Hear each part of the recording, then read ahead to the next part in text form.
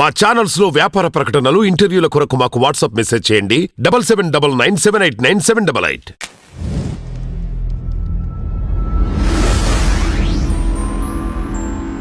ఈరోజు తెలుగుదేశం పార్టీ దగ్గర దగ్గర 10 లక్షల కోట్లకు సంబంధించిన అప్పు భారం అని చెప్పేసి పోస్టులు పెట్టడం జరుగుతూ ఉంది.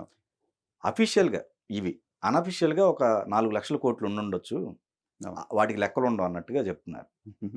అసలు ఆచరణ సాధ్యమేనండి ఇది? అవుతుందండి. అవుద్దా? ఎందుకంటే మన ఆంధ్ర రాష్ట్రంలో అపర మేధావులందరూ కూడా తయారయ్యారు. ఆ మేధావితనాన్ని ప్రజల యొక్క జీవన ప్రమాణాలు పెంచడానికి కాకుండా ఏ రకంగా లెక్కల్ని మ్యానిపులేట్ చేయాలి, ఏ రకంగా వచ్చిన దాన్ని కప్పిపుచ్చాలి అనేటువంటి దాని మీద వాళ్ళ మేధో సంపత్తిని అంతని వాడుతున్నారు. దానికి సింపుల్ ఉదాహరణ మనం తీసుకుంటే, చంద్రబాబు నాయుడు గారు వచ్చిన తర్వాత 2019లో ఆయన అధికారంలో నుంచి దిగిపోయేటప్పటికి అఫీషియల్గా మనకున్నది దగ్గర దగ్గర 3 లక్షల కోట్ల దగ్గర 2,70,000, 2,80,000 కోట్లలో ఉంది అప్పు. దాంట్లో ఏంటి, మనకి విభజన రాష్ట్రంలో మనకు వచ్చినటువంటి ఆనువంశికంగా వచ్చినటువంటి అప్పుతో కలిపి అక్కడి నుంచి ఇవాళ మనం ఎక్కడి దాకా తీసుకొచ్చామంటే మీరు చెప్పినటువంటి ఫిగర్స్ దాకా. అయితే డివిజన్స్ కూడా ఉన్నాయి సార్. డివిజన్స్కి వెళ్ళబోయే ముందు ఒక చిన్న విషయం చెప్పి తర్వాత వెళ్దాం. మీకు మొన్న రీసెంట్గా చూశారు, నిర్మలా సీతారామన్ గారు ఆంధ్రప్రదేశ్ అప్పులన్నీ కలిపి జగన్ ప్రభుత్వంలో చేసింది 3.5 కోట్లే అనేటువంటిది చెప్పారని చెప్పేసి ఆవిడ అక్కడ చెప్పడం పార్లమెంట్లో. వీళ్ళు ఇక్కడ దాని మీద పెద్ద హంగామా, మీరు 10 లక్షల కోట్లు అంటున్నారు, అదేమీ లేదు, మాది ఇంతే, నిర్మలా సీతారామన్ గారే మమ్మల్ని సర్టిఫై చేశారని చెప్పేసి ఓ ప్రచారం చేశారు. అయితే ఇక్కడ వీళ్ళు మధ్య పెడుతుంది ఎక్కడంటే, ఇక్కడే మనకు పాయింట్ వచ్చేది. ఇది ఆర్బీఐ గైడ్ లైన్స్ ప్రకారంగా ఆర్బీఐ నోటీస్ తోటి వాళ్ళ పర్మిషన్స్తో తీసుకున్నటువంటి అప్పులు మాత్రమే సెంట్రల్ గవర్నమెంట్ నోటీస్లో ఉంటాయి. ఆ లెక్క చెప్పమంటే చెప్తారు వాళ్ళు. కానీ మనకి ఇక్కడికి వచ్చేటప్పటికి వర్కులు చేస్తే ఇవాళ దాదాపు 1,50,000 కోట్ల రూపాయల దాకా పెండింగ్ బిల్స్ ఉన్నాయి. ఇది సెంట్రల్ గవర్నమెంట్కి తెలియదు కదా. మనం వివిధ కార్పొరేషన్లు పెట్టి, మీరు చెప్పే దాంట్లో అవి కూడా వస్తాయి, 25 సంవత్సరాల మద్యం తాకట్టు పెట్టి దాని మీద తెచ్చేసాం, అనేక రకాలైన బాండ్ల రూపంలో తెచ్చాం. అలాగే చాలా కార్పొరేషన్స్ని క్రియేట్ చేసి వాటికి ఇన్ఫ్రాస్ట్రక్చర్ లేదు, అది ఏం చేస్తారో తెలియకుండా ఎక్కడైతే అక్కడ తీసుకొచ్చిన అప్పులన్నీ తీసుకొచ్చేసాం. ఇవన్నీ తీసుకొచ్చి ఇవన్నీ కలిపి లెక్కేసి మీకు గుర్తుంటే పురంధరేశ్వరి గారు క్లియర్గా పాయింట్ బై పాయింట్ ఎక్కడ ఉందనేటువంటిది తీసుకొస్తే దగ్గర దగ్గర 10,18,000 కోట్ల రూపాయలు ఆవిడ అన్ని లెక్కలతో సహా చెప్పారు ఏముందనేటువంటి.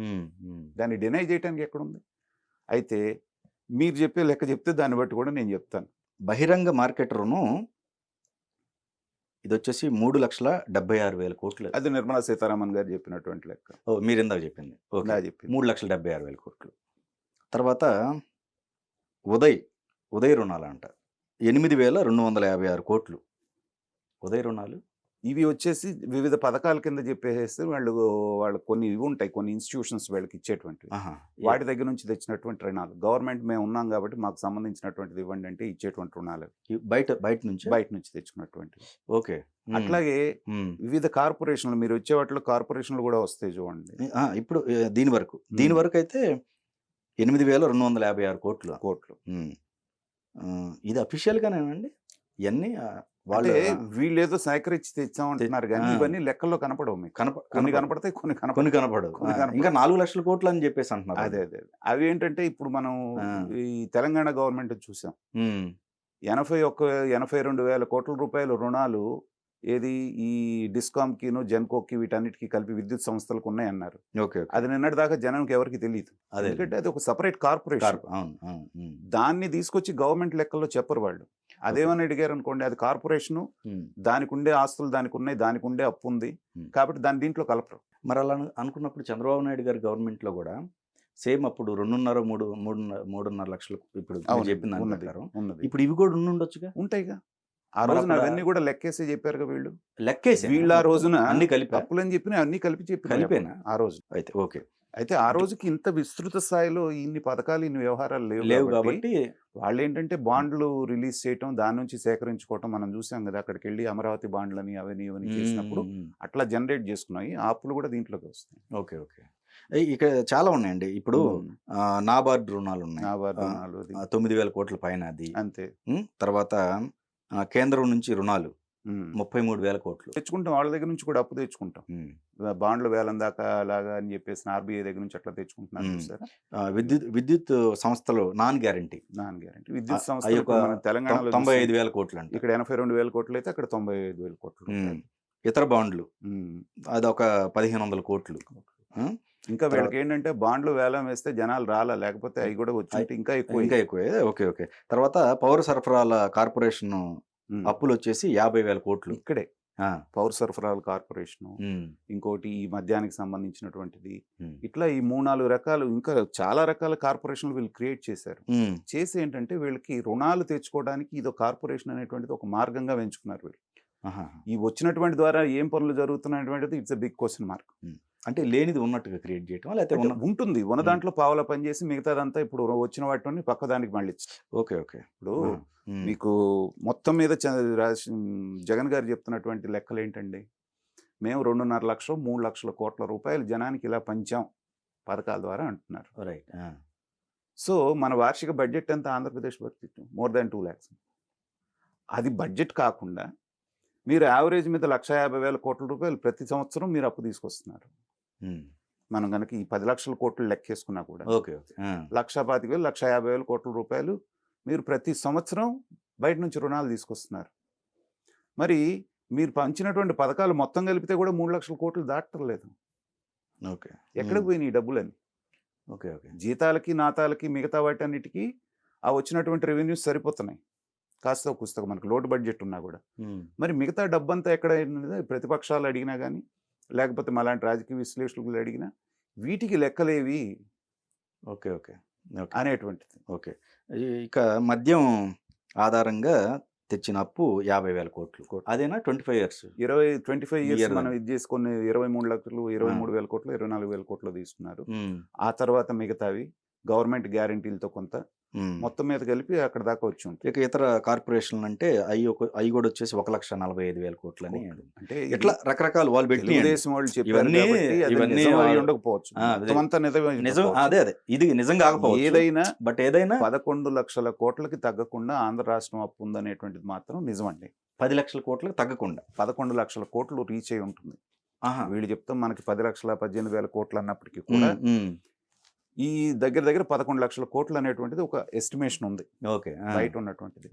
అయితే ఇప్పుడు భయం ఎక్కడ పట్టుకుందంటే తెలంగాణను చూసిన తర్వాత అదేలే ఒక్క విద్యుత్ శాఖలోనే 82,000 కోట్ల రూపాయలు బయట జనానికి తెలియకుండా అప్పు ఉందంటే ఇప్పుడు తెలంగాణ ఏమంటున్నాం 5 లక్షల కోట్లు అప్పు అని అంటున్నాం. ఈ 82,000 కోట్లు దాంట్లో లేదుగా. ఓకే. అట్లాగే ఇప్పుడు తవ్వుతున్నారు ఇంకొక ఏమేమి తెచ్చారు అనేటువంటిది ఒక్కొక్క ఫైల్ బయటికి తీసిపోతే ఇరిగేషన్ సంబంధించి ఎన్ని బయటపడతాయి అర్థం కాదు. ఇరిగేషన్ ఇంకా కూడా ఇట్లా కార్పొరేషన్ల ద్వారా తెచ్చినవి ఏమన్నా ఉన్నాయా ఇవన్నీ. సో అలాగే వీళ్ళు ఒక పద్ధతిగా ఉండి ఆదాయం ఉన్న వాళ్ళే ఇలా చేశారంటే అసలు అంతంత మాత్రంగా అరకొరగా ఆదాయం ఉన్నటువంటి ఆదాయాలన్నీ పడిపోయి ఇన్వెస్ట్మెంట్లు పడిపోయి ఆదాయాలు రానటువంటి పరిస్థితుల్లో ఉన్న ఆంధ్రప్రదేశ్లో ఇంకా తెలియకుండా ఏం తెచ్చారు తెలియకుండా ఏం చేశారు అనేటువంటిది గవర్నమెంట్ మారితే కానీ బయటికి రావు. ఓకే. అది వచ్చి ఏదన్నా మళ్ళీ ఒక 1,00,000 కోట్లు 1,50,000 కోట్లు తేలింది అనుకోండి, వచ్చేటువంటి దాంట్లో మీరు దాదాపు మేజర్ పోర్షను ఈ రిటర్న్ చేయడానికి వడ్డీలు చెల్లించడానికి మనకి కిస్తీలు కట్టడానికి బడ్జెట్లో ఎక్కువ భాగం పోయేటువంటి అవకాశం ఉంది. ఓకే అండి. ఇప్పుడు సరే ఇప్పుడు ఈ పరిస్థితుల్లో నెక్స్ట్ ఏ గవర్నమెంట్ వచ్చినా వాళ్ళకి సవాలే కదండి ప్రతిదీ. ఖచ్చితంగా అంతే కదా. మీకు అటు వైసీపీ వచ్చినా టీడీపీ వచ్చినా ఎవరికైనా ఆ సవాల్ని ఎదిరించటమే కదా. ఖచ్చితంగా వచ్చేటువంటి గవర్నమెంట్కి రాబోయేటువంటి రోజులన్నీ కూడా ముళ్ళబాటే. ఎందుకంటే తెలుగుదేశం వస్తే ఇంకా కష్టం వాళ్ళకి. జగన్ వచ్చిన తర్వాత ఏంటంటే గత 2-3 ఏళ్ళుగా వాళ్ళు లబ్ధిదారులను కట్ చేసుకుంటూ వచ్చి ఏదో రకంగా తీసుకొస్తున్నారు. కాదండి, ఇక్కడ మరి ఇంకా పెంచుకుంటూ వెళ్తున్నారు కదండి, ఈ స్కీమ్స్ ఇంకా పెంచుతున్నారు. మరి అట్లా చూసుకోవాలంటే ఏవి పెంచారు ఈ మధ్యలో? ఏం పెంచున్నారు? ఇంకా రాలా.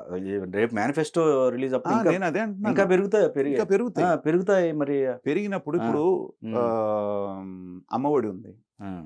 అమ్మఒడి వాళ్ళ అన్నదాంట్లో నుంచి 2,000 కట్ చేసి ఇస్తున్నారు, ఎందుకంటే ఎక్స్పెన్సెస్ అని చెప్పేసి. ఓకే. కానీ చంద్రబాబు నాయుడు గారు ఏమన్నారు, ఎంతమంది పిల్లలు ఉంటే అంతమందికి 15,000 చొప్పున ఇస్తాను. అదే రేపు ఆచరణ సాధ్యమా? ఇయన్నీ ఖచ్చితంగా. రేపొద్దున ఇప్పుడు మీకు హ్మ్. ఆదాయ వనరులను పెంచుకోకుండా హ్మ్. మీరు ఏది చేసినా అది మళ్ళీ మీ మెడకే చుట్టుకునేటువంటి అవకాశం ఉంది. హ్మ్. అయితే చంద్రబాబు నాయుడు గారు వస్తూ ఉన్నటువంటి ఒక అవకాశం ఏంటంటే హ్మ్. ఇక్కడ కామన్‌గా ఒక ప్రశ్నండి. చెప్పండి. ఒక కామన్ మ్యాన్‌కి ఇయన్నీ అవసరం లేదు గదా! అంతే. నాకిచ్చారు. అంతే. నేను తీసుకుంటున్నా. ఇప్పటిదాకా హ్యాపీ. మనం డిస్కస్ చేసుకుంది ఆ! అది కదా! ఇప్పుడు ఆ కామన్ మ్యాన్‌కి తెలియజేయాలనుకుంటే హ్మ్. రేపొద్దున నీ భవిష్యత్ ఇది అంటే ఏ అంశాలొస్తాయండి? ఈ అంశాలు ఏవి చెప్పినా గానీ ఆ చెప్పినోళ్ళు అధికారంలోకి రారు. ఆహా! ఓకే. ఓకే. రే హ్మ్. బాబు ఈ ఈ ఫ్రీస్ నీకు ఇస్తున్నాను కాబట్టి నీ హ్మ్. కరెంట్ బిల్ పెంచుతున్నాను. హ్మ్. లేకపోతే నీకు ఈ పన్నుల భారం నీ మీద ఏస్తున్నాను. హ్మ్. కాబట్టి నీకు పథకాలు ఇవ్వకుండా, నీ మీద భారం వేయకుండా పథకాలు ఆపేస్తానంటే వాడికి ఓటేస్తారా ఈళ్ళు? ఓకే. ఓటేసే పరిస్థితి ఉందా? అదేలెండి. లేదుగా. ఆఫర్స్ లేకపోతే ఓటు లేదు. అదే. ఆ! అలా అలవాటు పడిపోయారు. అలవాటు పడిపోయారు. అదే. ఆ! మీరన్నట్టు హ్మ్. రాష్ట్రం ఏమైపోతే నాకెందుకు? హ్మ్. నా ఇంట్లో నలుగురు ఉన్నాం, 4 హ్మ్. పథకాలొచ్చినియి. హ్మ్. నాకు సరిపోయిందా లేదా? అసలు తప్పే లేదు. వీళ్ళిట్లా ఉన్నారు కాబట్టి వాళ్ళట్లా వాళ్ళు ఉండటంలో అట్లా ఉన్నారు. తప్పే లేదు. ఆ! అయితే హ్మ్. పార్టీలకు అతీతంగా మనం మాట్లాడుకోవాలంటే చంద్రబాబు నాయుడు గారు వస్తే, అంటే తెలుగుదేశం గవర్నమెంట్ వస్తే హ్మ్. ఆదాయాన్ని ఎలా జనరేట్ చేయాలనేటువంటిది ఒక అనుభవం గల ఒక 40 సంవత్సరాలుగా రాజకీయంలో ఉండి 3 సార్లు ఒక చీఫ్ మినిస్టర్‌గా చేసినటువంటి వ్యక్తికి దానికి చిన్న ఉదాహరణ మీకు చెప్పేదేంటంటే హ్మ్. అమరావతిని తీసుకోండి. హ్మ్. అమరావతి మీద వీళ్ళు చేసిన దుష్ప్రచారం ఏంటంటే అది కట్టాలంటే 1,00,00,000 అవుద్ది, 2,00,00,000 అవుతుంది అనేటువంటిది వీళ్ళు ఊదరగొట్టి చెప్తున్నారు. హ్మ్. అయితే తెలుగుదేశం వాళ్ళు కూడా చెప్పుకోవటంలో ఫెయిల్ అయ్యారు. ఇప్పుడు 34,000 ఎకరాల భూమిని వీళ్ళు ప్రొక్యూర్ చేశారండి. ఎన్ని లక్షల కోట్లు అయింది దానికి? ఒక్క రూపాయి ఖర్చు లేకుండా నీకు భూమి వచ్చింది కదా! అన్ని ఫెసిలిటీస్‌కి వాళ్ళు కావాల్సినటువంటి సెక్రటరేట్ కానివ్వండి, మిగతా వాటికి కోర్టులకి, క్వార్టర్స్‌కి అన్నిటికి పోను. రైతులకు రావాల్సినటువంటి భాగం గూడా వాళ్ళకి ఇచ్చేసిన తర్వాత దగ్గర దగ్గర 6,వేల ఎకరాలు గవర్నమెంట్ దగ్గర మిగిలి ఉంటుంది. హ్మ్. మరి ఏమీ లేని రోజుల్లోనే 2.5 కోట్ల దాకా ఎళ్ళింది. ఏది? ఎకరం భూమి. ఎకరం భూమి. ఏది ఇన్‌ఫ్రాస్ట్రక్చర్ రోడ్‌లేస్తుంటేనే. రైట్. ఆ! మీరు రాజధాని అంతా కట్టేసే టయానికి, రాజధాని వస్తుందనే మూడొచ్చి నిజంగా గనక మొదలుపెడితే 5,00,00,000కి తగ్గకుండా మీకు ఎకరం భూమి అక్కడ ఎళ్ళేటువంటి అవకాశం ఉంది. అప్పుకెళ్ళాల్సిన అవసరం లేదు. అప్పుకెళ్ళాల్సిన అవసరం లేదు. హ్మ్. ఆ అవకాశం ఒక తెలుగుదేశం గవర్నమెంట్ చేతిలోనే ఉంది. తెలుగుదేశం గవర్నమెంట్ వచ్చి అమరావతి రాజధాని అనేటువంటి కలను సాకారం చేస్తే రాజధాని డెవలప్ అవ్వడంతో పాటు ఆర్థిక అవసరాల నుంచి కూడా రాష్ట్రం బయటపడేటువంటి అవకాశం ఉంది. ఒక పార్ట్. రెండవది ఈ ఇండస్ట్రీస్ మీరు అనంతపురం వైపు వెళ్తే పెనుగొండ దగ్గర ఆ కియా మోటార్స్ చూస్తే మీరు అంతకుముందు ₹1,00,000 కూడా పలకనటువంటి ఎకరా ఇవాళ మీకు 2,00,00,000 అంటే లేదు. ఆ సరౌండింగ్స్. ఆ సరౌండింగ్స్. ఓకే. పోనీ హ్మ్. ₹1,00,00,000 వేసుకోండి. హ్మ్. ఎంత వెల్త్ జనరేట్ అయినట్టు? అవును. ఆ జనరేట్ అయినటువంటి వెల్త్ నుంచి మీకు వచ్చేటువంటి ట్యాక్స్ రూపాయన ఎంత వస్తుంది? అవును. ఎంప్లాయ్‌మెంట్. అవును. ఒక్క ఇండస్ట్రీస్ వస్తేనే అలా అయితే హ్మ్. ఇప్పుడు ₹9,500 పెట్టి మేము ఎక్స్పాన్షన్ చేసి పెడతాం ఫ్యాక్టరీ అని చెప్పేసి అమర్రాజా వాళ్ళు అంటే పొల్యూషన్ అని తరిమేశారు. ఇమ్మీడియేట్‌గా కేటీఆర్ వాళ్ళకి రెడ్ కార్పెట్ ఏసి దివిటిపల్లి అని అక్కడ ఐటీ సెజ్ అయినప్పటికీ కూడా దాంట్లో బ్యాటరీ ఇండస్ట్రీస్‌కి ఆయన ల్యాండ్ ఇచ్చాడు. అది యాక్చువల్‌గా ఐటీ సెజ్‌లో వాళ్ళు ఇవ్వకూడదు. హ్మ్. కానీ ఇండస్ట్రీకి నేషనల్ హైవే ఫేసింగ్ ఉందని ఇమ్మీడియేట్‌గా ల్యాండ్ అవైలబిలిటీ ఉంటే అక్కడ ఇస్తే ఇవాళ ఈ ₹9,500 మూలాన ఇన్వెస్ట్‌మెంట్ మూలాన 10,000 మందికి డైరెక్ట్ ఎంప్లాయ్‌మెంట్, 10,000 మందికి ఇండైరెక్ట్ ఎంప్లాయ్‌మెంట్ అంటే 20,000 మందికి ఎంప్లాయ్‌మెంట్ జనరేట్ అవుతుంది. ఓకే. ఈ 20,000 మందికి ఎంప్లాయ్‌మెంట్ జనరేట్ అవ్వటం మూలాన ఆ వచ్చే వెల్త్ రొటేట్ అయితే దాని మీద వచ్చే ట్యాక్స్ ఎంత ఉంటుంది? అవును. ఇది వెల్త్ క్రియేషన్. ఇది లేకుండా ఉద్యోగాల జనరేషన్ లేదు, ఉపాధి జనరేషన్ లేదు, ఉన్నాళ్ళందరూ వలసలు పోతున్నప్పుడు, ఆదాయం పడిపోతున్నప్పుడు ఈ ఫ్రీబీస్ అన్ని ఎక్కడి నుంచి తీసుకొచ్చిస్తారు? కాబట్టి ఆంధ్రప్రదేశ్‌కి ఇవాళ కావాల్సినటువంటిది ఏంటంటే ఒక విజనరీ. హ్మ్. పాత ట్రాక్ రికార్డ్ ఉన్నటువంటి ఇది పార్టీ పరంగా చెప్పటం లేదండి నేను. ఒక రాజకీయ విశ్లేషకుడిగా ఇవాళ ఆంధ్ర రాష్ట్రంలో ఉన్నటువంటి క్లిష్ట పరిస్థితులు తొలగాలంటే ఉన్న మార్గాలు మనకు ఓపెన్‌గా కనపడుతున్నటువంటి ఏకైక ఇదేంటంటే రాజధానిని డెవలప్ చేసుకోవటం, పోలవరాన్ని పూర్తి చేయటం. ఓకే. జగన్మోహన్ రెడ్డికి ప్రజలు ఒక అద్భుతమైనటువంటి అవకాశం ఇచ్చారు. ఈ 2 పనులు పూర్తి చేసుకుంటే ఈయన పెట్టినటువంటి పథకాలు ఇలాంటివి ఇంకో 10 పెట్టినా కూడా కావాల్సిన డబ్బు వచ్చేది. ఓకే. ఆ సువర్ణ అవకాశాన్ని ఉపయోగించుకోకపోవడం వలన ఈ 2 గనక చేసుంటే అతను అన్నట్టు ఇంకొక 20 సంవత్సరాలు అతనే ఉండేవాడు. చంద్రబాబు నాయుడిని తెలుగుదేశం పార్టీని మర్చిపోయేవాడు. ఆ అవకాశాన్ని వదులుకొని మరి ఎవరు సలహా ఇచ్చారో ఆయనకే వచ్చిందో తెలియదు కానీ ఈ రెండింటిని ఎప్పుడైతే నాశనం చేశారో ఇవాళ వస్తున్నటువంటి ఈ విశ్లేషణలు, పార్టీలో వస్తున్నటువంటి సంక్షోభం, వాళ్ళు అధికారంలో నుంచి దిగిపోతారని అనేటువంటి స్పెక్యులేషన్స్ కన్నిటికీ కారణం ఇది.